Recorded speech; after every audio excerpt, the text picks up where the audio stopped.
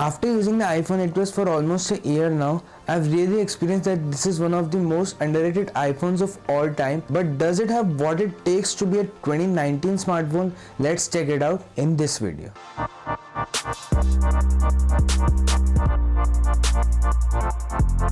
Hey guys, welcome back to Tech Trishant. If you are new here, thanks a lot for stopping by. My name is Trishant and I am an amateur photographer who loves technology like smartphones and laptops. And on this channel, I review and compare them so that you get to make a purchase decision. So if you would like to receive more future updates from me, then consider hitting that subscribe button and clicking the bell icon so that you never miss an update. Also tell me in the comments what your experience with this phone have been and whether you consider it as a 2019 phone or not. Many people said that the design of this is almost the same as the 7 Plus. It is not at all the case, especially with the biggest step up in terms of design from the 7 Plus to the 8 Plus being the glass back, which also enables wireless charging, which is the standard feature now in 2019. The sound quality of this phone is pretty darn great because it has got the dual stereo speakers. I agree that the front of this phone is pretty dated and it looks like a 2017 smartphone if you are coming from any phones which have more thinner bezels as compared to this phone. Now it has got the lightning port in 2019. I think that most of the companies should completely switch over to USB-C. It still doesn't have a headphone jack. It is IP67 water and dust resistant. So in terms of design, I would say that it is worth it if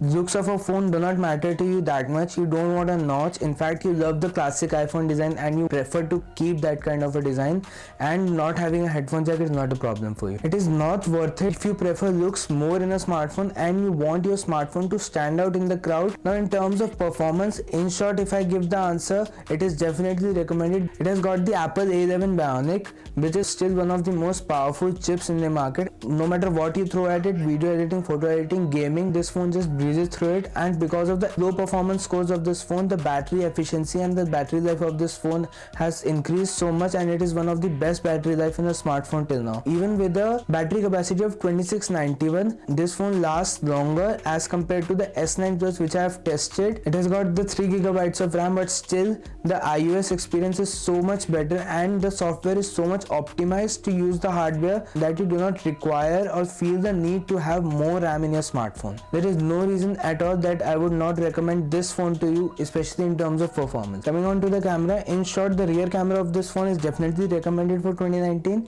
and the front camera of this phone is definitely not recommended for 2019. It depends upon your use case. Now the rear camera, why is it recommended? Because it takes pretty natural looking photos. The details in the photos are great. The highlights are not blown out. The colors are beautiful. They are sharp. The photos are crisp. Dynamic range of this phone is really pretty great. This photo was just a point and shoot moment and you can see what the results that this phone has produced. They are still not better as compared to the iPhone XS or the XS Max series, but still they are much better as compared to most of the Android smartphones also. I'm talking about the rear camera, right? In terms of front camera, I would not at all recommend this phone because it has got the same camera as it was on the 6 Plus and the 7 Plus, and definitely it should have been upgraded from the 7 Plus to the 8 Plus at least, because it was the last classic iPhone with this design. It even has the 4K at 60 capability and it does 1080p slow motion at 240 frames per second and 120 frames per second. That also for an unlimited amount of time or till your storage runs out. It is worth it if you prefer more performance in terms of rear camera of your smartphone, isn't too much into photography, just want a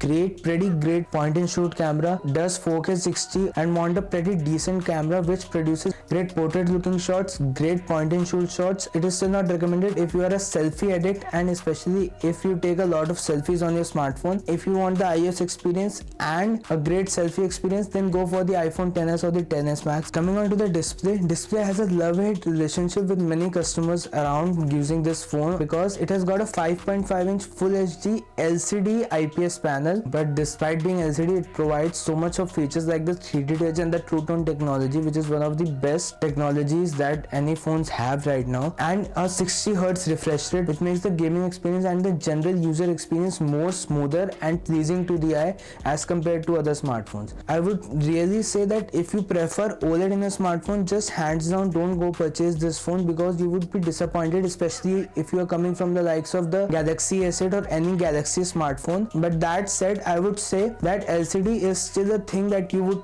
want to prefer, especially if you prefer long lasting displays and you don't want your displays to hurt your eyes that that much.